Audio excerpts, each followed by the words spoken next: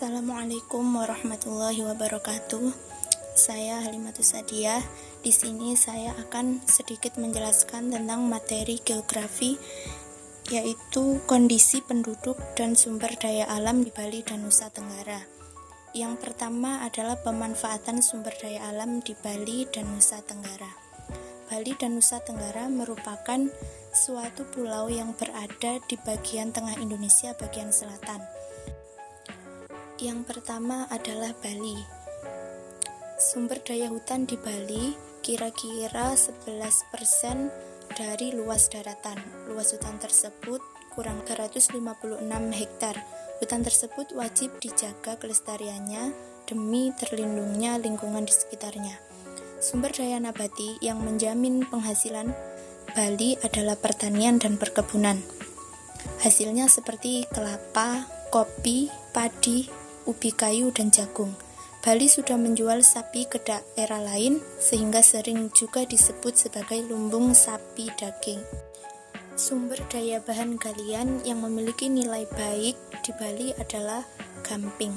Batu gamping ini tersebar di daerah Prapat Agung, Malai, Jimbaran, Pecatuba. Gamping merupakan bahan dasar dari semen.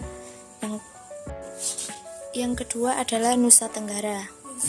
Hasil perkebunan dan pertanian yang menunjang adalah kelapa, kopi, ubi kayu, dan jagung. Sawah di kawasan ini sangat terbatas. Peternakan sapi dan kuda banyak terdapat di Nusa Tenggara ini. Nusa Tenggara tersusun atas pulau-pulau dan memiliki kelemahan dasar dalam sektor perhubungan dan angkutan. Selain itu, air baik untuk kepentingan rumah tangga maupun pertanian juga menjadi salah satu hambatan.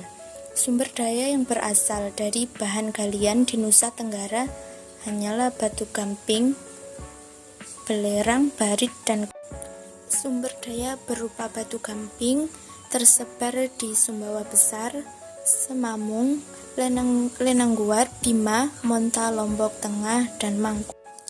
Di Nusa Tenggara Timur, gamping terdapat di Timur Barat, Atambua, Otapu, Beluteoka, Eban, Se, dan Batuna. Baik mutu maupun cadangannya cukup menjanjikan. Bahan galian belerang tersebar di Gunung Baru, Lombok, Doropure, dan Sumbawa. Sementara di Nusa Tenggara Timur, belerang tersebar di Inilika, Flores, Gunung Ineri, Ambu-Rambu, Gunung Ija, Gunung Lobo-Lobo, Gunung Egun. Salah satu bahan galian yang menjadi bahan baku keramik halus, bahan patung, dan semen putih adalah gips. Bahan galian ini ada di Gunung Karabokai, sementara kaolin tersebar di Lombok dan Sumbawa. Dengan kondisi iklim yang cenderung kering, maka pembangunan regional di Nusa Tenggara tentu sangat khas dan berbeda dengan pulau lainnya. Kemudian gangguan sumber daya alam dan upaya penanggulangannya.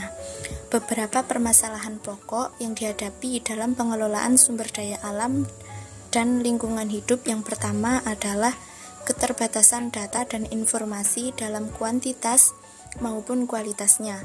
Keterbatasan data dan informasi yang akurat berpengaruh pada kegiatan pengelolaan dan pengendalian sumber daya alam dan lingkungan hidup yang belum dapat berjalan dengan baik. Sementara itu, sistem pengelolaan informasi yang transparan juga belum melembaga dengan baik, sehingga masyarakat belum mendapat akses terhadap data dan informasi secara memadai. Selanjutnya, permasalahan pokok lainnya adalah kurang efektifnya pengawasan dan pengendalian dalam pengelolaan sumber daya alam yang ada, yang menyebabkan kerusakan sumber daya alam. Kondisi ini ditandai dengan maraknya pengambilan terumbu karang dan pengeboman ikan, perambahan hutan, kebakaran hutan dan lahan, serta pertambangan tanpa izin.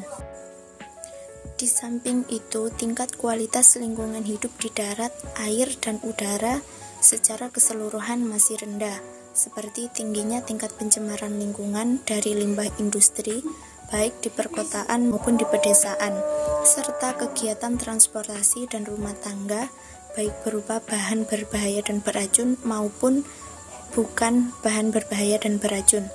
Tingginya ketergantungan energi pada sumber daya fosil merupakan permasalahan penting yang mengakibatkan peningkatan emisi gas rumah kaca yang berdampak pada kenaikan permukaan laut, perubahan iklim lokal dan pola curah hujan, serta terjadinya hujan asam. Dengan memperhatikan permasalahan dan kondisi sumber daya alam dan lingkungan hidup seperti yang sudah diuraikan di atas, maka strategi kebijakan yang dapat ditempuh antara lain. Yang pertama adalah dengan mengintegrasikan prinsip-prinsip berkelanjutan ekonomi, ekologi, dan sosial dalam pemanfaatan sumber daya alam. Yang kedua, dengan menerapkan teknologi yang terbaik dan tersedia, termasuk teknologi tradisional untuk kegiatan konservasi, rehabilitasi sumber daya alam. Kemudian, yang ketiga, optimalisasi pemanfaatan sumber daya alam yang menjamin keseimbangan antara pemanfaatan dan konservasi sumber daya alam, yang didukung oleh kepastian hukum atas kepemilikan dan pengelolaan. Kemudian, mendorong budaya yang berwawasan lingkungan melalui revitalisasi budaya lokal dan menumbuhkan etika lingkungan dalam pendidikan dan lingkungan masyarakat. Dan yang terakhir adalah mengembangkan pola kemitraan dalam pengelolaan sumber daya alam. Sekian penjelasan dari saya, mohon maaf apabila ada kekurangan. Wassalamualaikum warahmatullahi wabarakatuh.